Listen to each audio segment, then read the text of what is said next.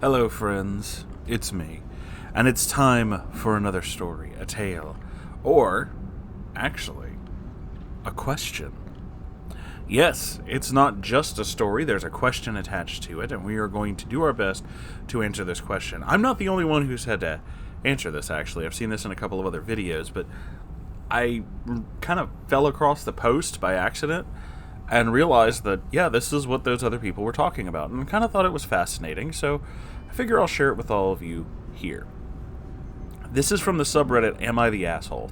You know, not gonna say the person, because I know they signed their thing, but a lot of them really don't want their stuff out there, so we're just gonna read the post, and that's it. If you, however, did write this and would like people to know, feel free to say so in the comments. But I'm just going to default with a position that maybe you don't. So, here's the question.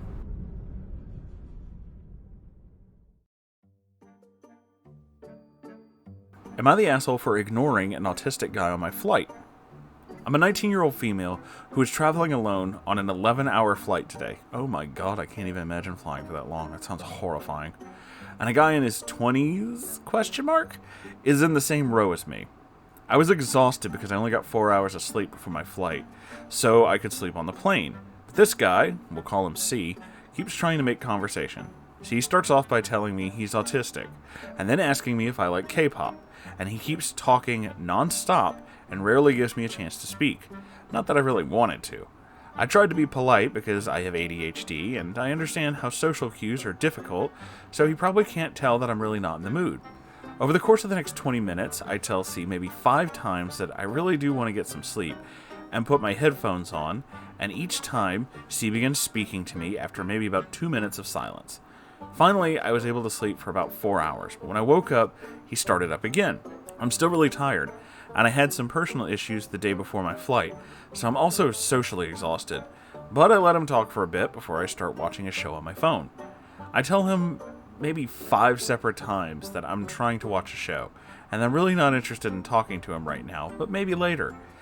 C still keeps trying to talk to me, and when I snap a bit and tell him I'm getting a bit annoyed, he goes into a full-on self-hating, "Oh, I'm so sorry, I'm horrible, I'm just gonna shut up now" rant. And I feel bad because I should have been nicer to him, and I can understand emotions being too strong and spiraling. I tell C that it's okay, I just kind of want some time to myself, as I'm not really the chattiest person, but maybe we can talk later. I put my headphones on and I watched my show, but C kept trying to speak to me, but this time I ignored him, which was honestly a shitty move from me, but I just didn't have the energy at this point to interact with him. This was the wrong move, as he moved to get out of the row and stood in the aisle and began yelling at me. I didn't catch everything he said, but it was along the lines of, "Why can't women believe not all men are bad? Some men are on your side. I'm a nice guy. Why are you ignoring me?" He storms off to the bathroom, and I take that chance to ask a flight attendant if I can change my seat because he really freaked me out and I didn't want to have a panic attack on a plane. Flight attendants were amazing, got my stuff, moved me away from him. I feel like I'm the asshole because he does have autism, and I could have been more patient, and maybe ignoring him was a shitty thing to do.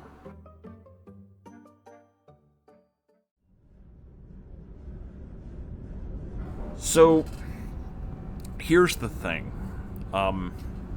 As a lot of you know, those of you who've been following my channel for a while, are fully aware that I have in the past, and still kind of to this day, follow all of the really, really weird shit that Chris Chan has done. And Chris also used that exact kind of mentality. I have autism, therefore I should be entitled to do whatever. C kind of fits in that. I could say that this was just somebody who, has autism and isn't finding social cues if this didn't go into a whole women don't like me rant. Because then it starts to come off as something else entirely. So, yeah, I don't think that you're the asshole in this.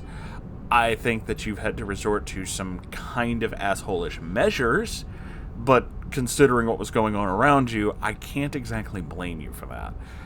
I mean, you did tell this guy at least 10 times that you're really not up for talking. And clearly you don't have the same issues with flying that I do, but I could kind of relate this to my own experience. I went to see Sango a while back and had to fly to Florida, and I hate flying, absolutely hate it. And I think the entire time on the way back from, I want to say Atlanta to New Orleans International, I think that was the one at the time. Either way, point is, I was sitting next to this woman in kind of a similar situation, except it's the other way around. And I'm obviously the guy, and there's this woman, but thankfully, neither one of us really wanted to talk to the other one. We made small talk before the plane took off, and essentially, I basically told her, like, look, I really fucking hate flying, and I'm probably not going to say a lot, and I'm probably going to death grip the side of this seat, so please don't think I'm being rude or weird, because I'm kind of panicking. And thankfully she was totally cool and understood all that. This is a normal, like, okay, this is how this interaction works. Granted, I'm, again, fear of flying, but this is a good interaction. This is I totally understand. It's just all good. Don't worry about it. This guy clearly had decided that this girl was just going to be into him and really had to push this idea of, we have to have something in common. Have to. I'm trying every single thing, throwing it all at the wall, because we must. But, like, sometimes the answer is just no, dude. Sometimes the answer is just no.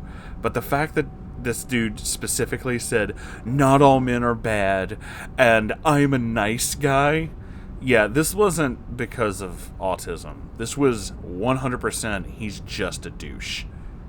Because, as someone has told me before, a friend of mine who I won't name, not all my friends want to be internet people, once said to me, and this is the dude who described it as someone with autism, he said, you can be autistic and still be a douchebag.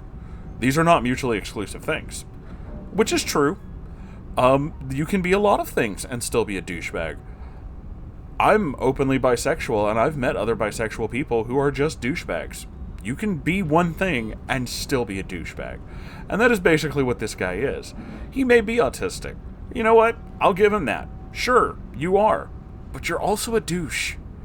That was also a really shitty thing to do. To blow up at this person who clearly was not interested and was very tired and really did not want to have this conversation. That's kind of a dick thing to do. Yeah. So, no, OP, I said this earlier, but I'll say it again. You're not an asshole. You basically did the best you could with a shitty situation. It didn't turn out great, but you tried. And that's all anybody can ask, right? So what do you guys think? Do you disagree with me? Do you have your own comments? Well, good thing there's a comment section. I thought of that. I didn't. YouTube thought of that. I didn't make the comments section. But you can use it, which is, fun. And you can also like and subscribe. Not necessarily in that order, but you could. Also, if you really like this channel, and I certainly hope you do, I have a Ko-Fi, which is like Patreon, but way cooler. It actually just is. And a merch store, which is like what a lot of YouTubers have, but mine's better. It just is.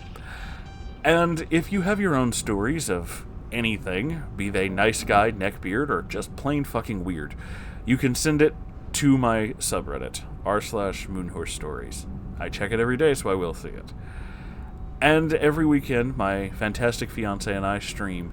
We play video games, we look at weird shit on the internet. It's honestly really weird. You should come check it out. It's fun. With all that being said, I love you all so very much, and I'll see you in the next video. Goodbye, everybody.